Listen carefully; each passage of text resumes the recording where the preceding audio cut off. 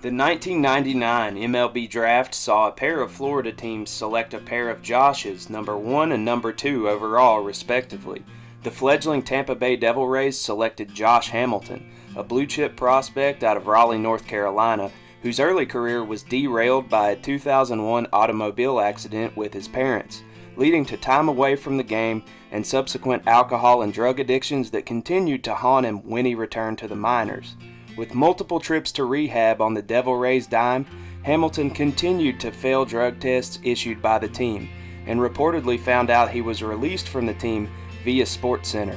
After 3 years away from baseball completely, Hamilton would be picked up by the Cubs in the 2006 Rule 5 draft and debut with the Reds in 2007.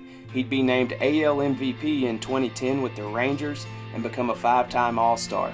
His volatile career is well documented, but it's done best in his book, Beyond Belief. The Florida Marlins selected pitcher Josh Beckett out of Spring, Texas, who'd win a World Series and be named World Series MVP with them in 2003. He'd snag another ring with the Red Sox 3 years later. In May of 2014, he'd toss a no-hitter for the Dodgers, but would suffer a hip impingement in July that sidelined him the rest of that season, leading to his decision to retire. You could say Beckett's career was a little more traditional than Hamilton's, guided much less by substance abuse, though Beckett would be arrested in 2017 for public intoxication after charging at a local country band, injuring their singer.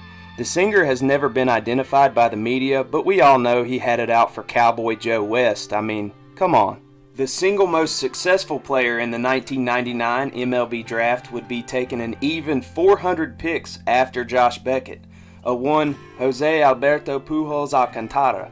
Apologies for my Spanish there. Albert Pujols was picked by the St. Louis Cardinals in the 13th round, 402nd overall.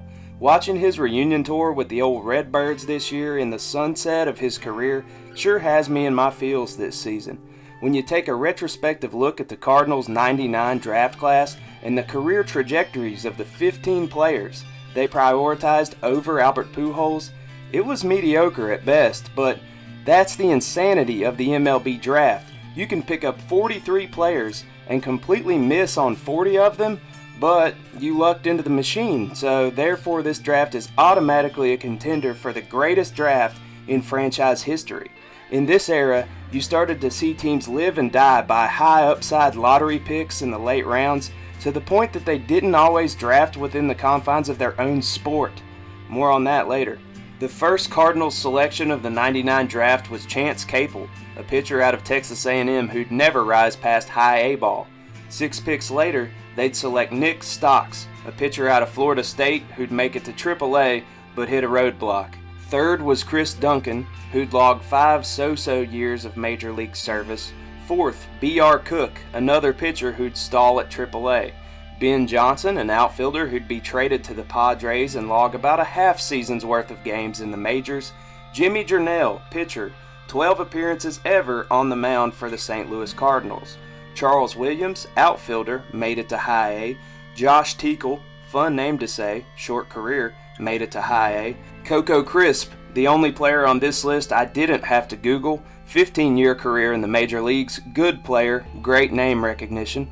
Sean Schumacher, Damon Thames, Kevin Sprague, Aaron Davidson, and Brent Spooner all fell short of a trip to St. Louis. I must say, calling all these guys busts doesn't seem totally fair, as only about 72% of first-rounders ever set foot on Major League turf. It's down to 50% for second-rounders, falling all the way down to about 7% where Albert was drafted. Compared to the NFL and NBA drafts, where draftees report straight to their team's training camps, there's a 6-level gauntlet to run here, and anything, literally anything, could happen between draft day and your debut. If pacing a major league field and taking it all in on call-up day is heaven, the minor leagues are purgatory at best. Over 10 years of purgatory for some. It's no wonder most prospects opt to do literally anything else besides sit and wait for their name to be called physically at the draft, which is commonplace in other pro sports drafts. In the 2000 draft, the Marlins gave Adrian Gonzalez the distinction of being the first player drafted in the new millennium. He'd become a 5-time All-Star, just not ever with the Marlins, At number 2, the Twins selected Adam Johnson, whose career ERA is higher than the number of games he appeared in. The Cubs would select Lou Montanez, who would briefly patrol the outfield for the Orioles.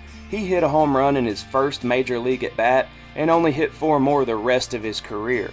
Fourth, the Royals picked up Mike Stodolka, a first baseman who'd never get called up. You may notice a pattern of the Royals swinging and missing in drafts during this era. The Montreal Expos selected pitcher Justin Wayne out of Stanford, 5th overall. He was immediately traded to the Marlins. He'd appear for them 26 times, going 5-8 with a 6.13 ERA.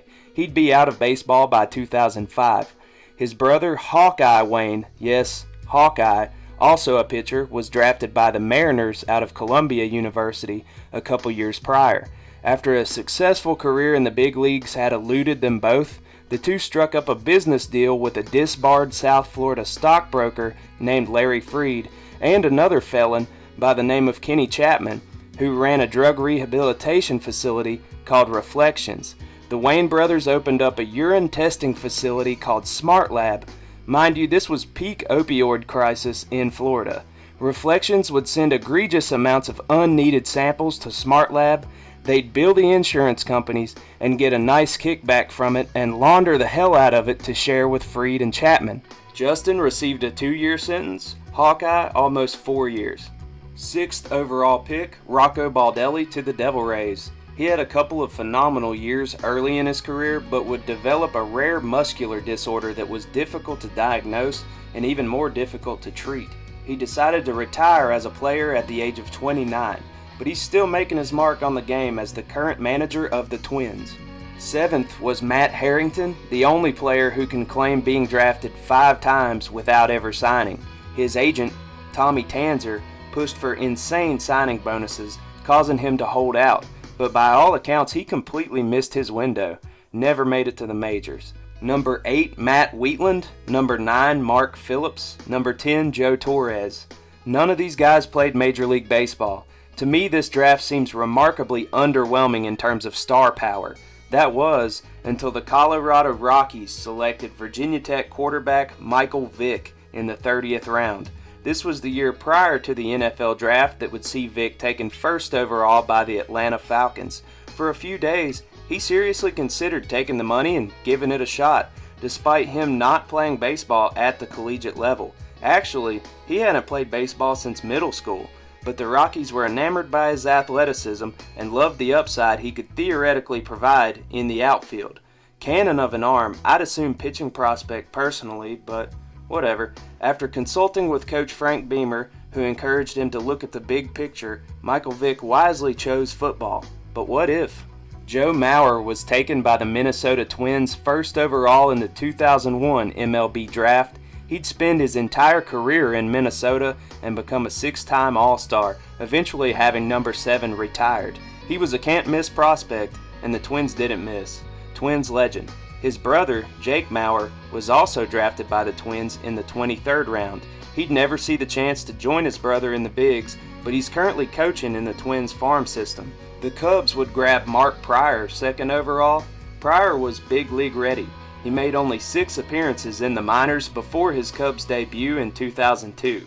He was solid, a key component to the Cubs' playoff run that year. You may remember him as the pitcher on the mound when Steve Bartman interfered with Moises Alou, and literally every Cubs fan plotted his death. Injuries would knock Pryor out of the game just 4 years later. He's the current Dodgers pitching coach. He grabbed himself a World Series ring in 2020. 3rd was DeJuan Brazelton to the Rays. He'd briefly pitch in the majors but get knocked around pretty good. Gavin Floyd and Mark Texeira would then jump off the board into long, successful major league careers, with Texeira getting a ring in 2009. And that's about where another deluge of guys with little to no MLB service begins in the list of first-rounders. Nomar's brother, Michael Garciaparra, went 36th overall. He generated a lot of buzz, being featured on an array of upper deck wrappers and promotional materials, but he topped out at AAA.